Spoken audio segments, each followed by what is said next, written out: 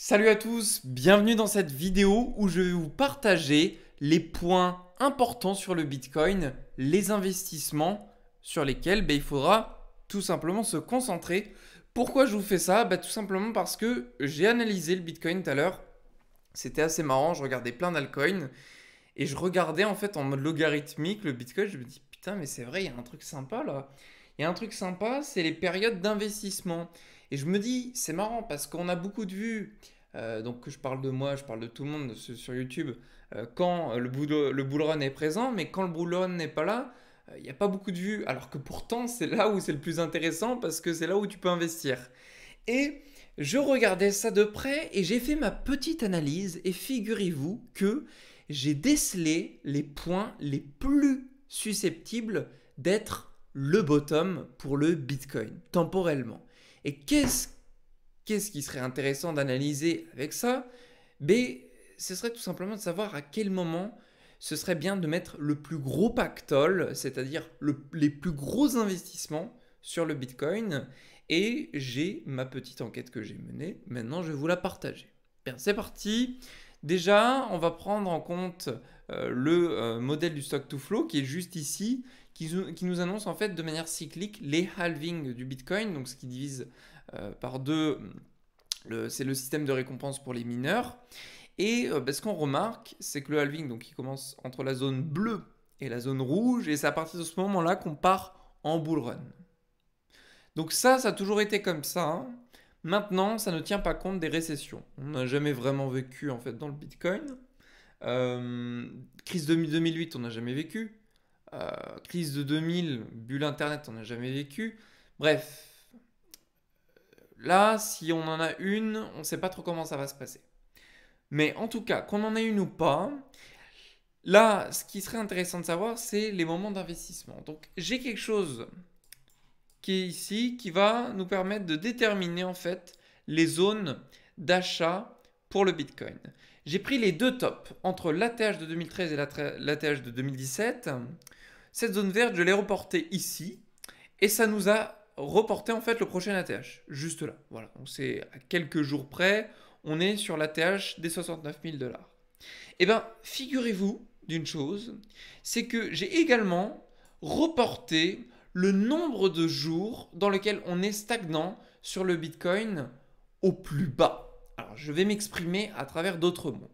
Ici, si vous voulez, du top du marché en 2013 jusqu'au bottom, ici, on a vécu 413 jours. Jusqu'au moment où on est remonté, on a vécu 693 jours. Ici, on a vécu 329 jours. Jusqu'à la remontée, on a vécu 462 jours.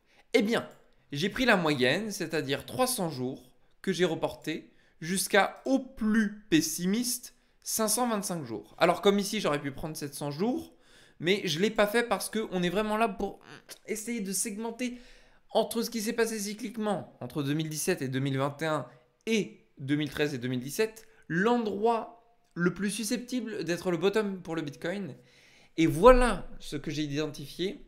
L'endroit le plus susceptible pour le Bitcoin d'être au bottom, c'est entre septembre 2022 et avril 2023.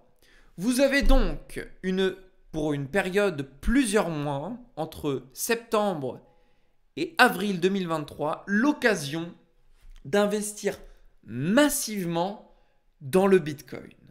Maintenant, ça ne veut pas dire que c'est parce que c'est comme ça que ça s'est passé dans le passé que c'est comme ça que ça va se passer maintenant.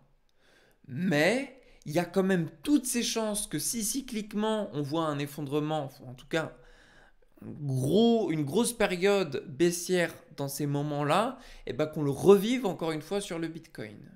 Ça ne paraîtrait pas du tout impossible. En plus, moi ce que je vois, c'est qu'ici on a clairement une belle zone de déséquilibre que je verrais bien être comblée, au moins jusqu'aux 14 000 $. Donc, ce ne serait pas impossible qu'on puisse voir le scénario suivant, avoir un Bitcoin remonté, donner espoir jusqu'aux 30 000 d'ici les mois à venir, et qui ensuite déciderait donc de repartir aller chercher les 14 000 d'ici septembre, mars 2023, novembre 2022, bref, on ne sait pas quand. pour ensuite, hop, vous voyez, stagner, combler cette zone-là, remonter ici, stagner et repartir à la hausse. Je vous fais un scénario, on s'en fiche de ce que je viens de dessiner. En fait, ce que je veux vous dire, c'est que vous voyez cette zone rouge, c'est vraiment la zone la plus pertinente selon moi. Et c'est l'une des principales raisons pour lesquelles je ne vous fais plus trop de vidéos sur YouTube. Mon business principal n'étant pas YouTube, je me concentre sur d'autres, me permettant de générer des revenus pour injecter massivement dans les crypto-monnaies. Et je ne parle pas du Bitcoin, il y a d'autres crypto-monnaies qui sont très intéressantes.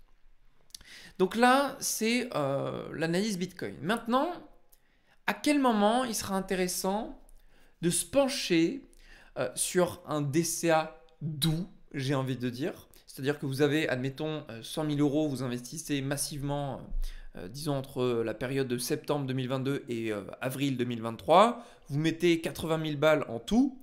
Eh bien, à partir de là, quand est-ce qu'il serait sympathique de se dire, ok, j'investis, disons, 1000, 2000 balles tous les mois? Eh bien, ce serait à partir de la zone du halving. Pourquoi? Parce qu'il y a deux raisons à ça.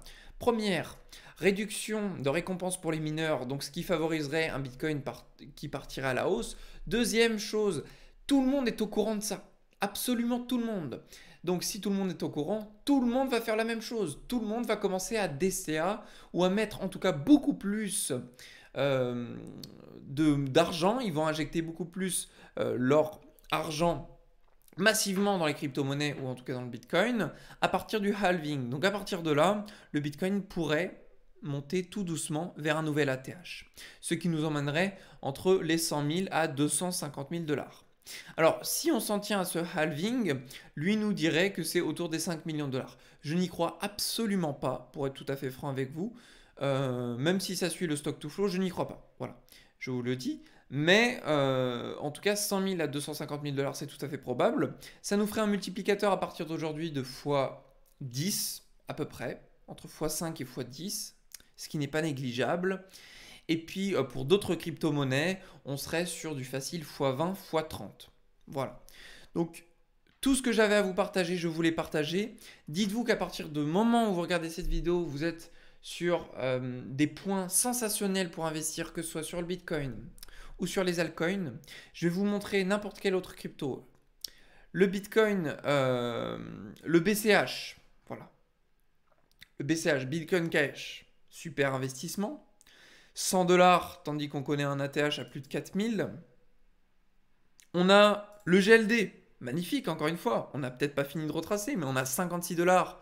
On l'a connu à 560 dollars. Allez, je vais vous en afficher un autre.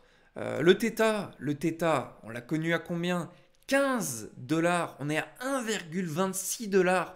Le Theta, dites-vous une chose, c'est que le Theta d'ailleurs, tout comme bien d'autres altcoins, nous sommes sur un nombre de tokens rempli dans sa totalité. Je vais vous le montrer, regardez.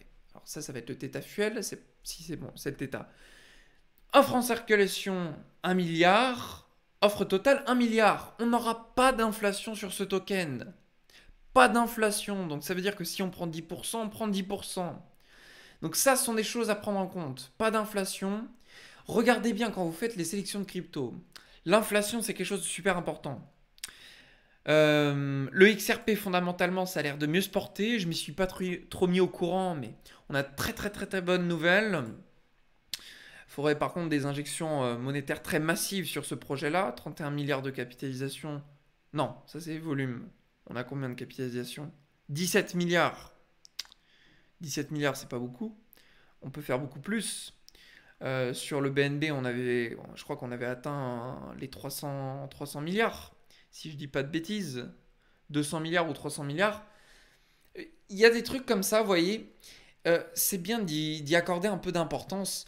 Moi, je regarde là les cryptos, on est encore sur des mid-cap. Les mid-cap, c'est quoi? C'est des cryptos qui ont déjà fait leurs preuves. Donc, vous investissez sur des cryptos qui ont très peu de chances de s'écraser à zéro.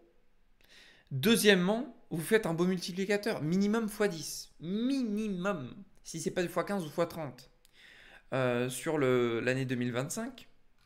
Et puis après, il y en a d'autres, hein, j'en connais pas je connais pas tout.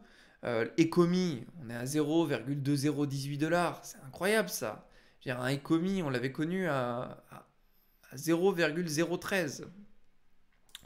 Après, vous pouvez fouiller un petit peu les cryptos. Vous pouvez aussi regarder des vidéos YouTube. Vous verrez, moi, je suis pas forcément un passionné de l'analyse fondamentale des crypto-monnaies. Je suis plus un analyste technique, spéculateur sur les marchés financiers. Ce qui me fait kiffer, c'est de faire de l'argent concrètement. Il y a des gens qui sont pas là pour faire de l'argent. Il y a des gens qui sont juste là pour analyser ce qui se passe sur les marchés, fondamentalement. Vous tapez sur YouTube, quelle est l'une des meilleures crypto-monnaies? Tapez pas forcément crypto x100, ça sert à rien. Vous trouverez des vidéos qui sont pas forcément éducatives, ou alors des fois vous en trouverez, mais c'est pas ouf. Tapez plus quelque chose comme euh, crypto-monnaie à fort potentiel en termes de fondamentaux. Genre, ouais, en fait, c'est ça le meilleur truc, c'est de regarder les crypto-monnaies qui ont des forts potentiels, mais fondamentalement. C'est-à-dire qu'il faudrait avoir un œil d'investisseur. Ce que j'appelle un œil d'investisseur, c'est pas avoir les yeux sur le graphique, c'est avoir les yeux sur l'équipe. Vous pouvez regarder le LinkedIn de la crypto, les yeux sur le projet. Est-ce qu'il est stable? Est-ce que c'est quelque chose qui va révolutionner quelque chose mondialement? Et tout ce genre de choses, c'est ce qui va porter le projet à faire des très beaux multiplicateurs. Après, l'analyse technique, c'est là en complément pour dire oui, effectivement, là on est sur un moment d'investir, oui, là effectivement, on est sur un moment où il faut vendre.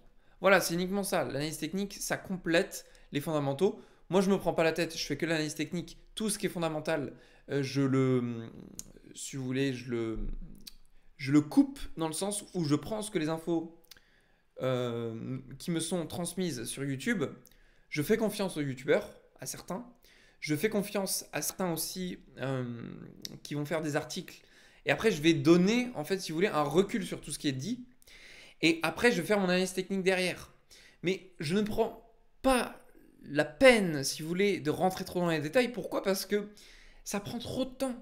Vous ne pouvez pas être un très fort analyste technique en étant un très fort analyste fondamental. Si vous faites les deux en même temps, vous serez forcément moyen dans les deux.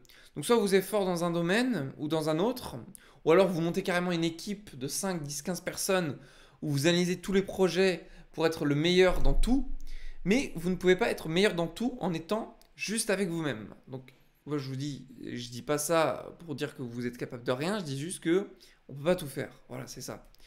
Donc voilà tout ce que j'avais à vous partager. Et puis en tout cas, j'espère que cette vidéo vous a plu. Donc, je vous souhaite à tous une très belle journée, prenez soin de vous, on se retrouve dans une prochaine vidéo.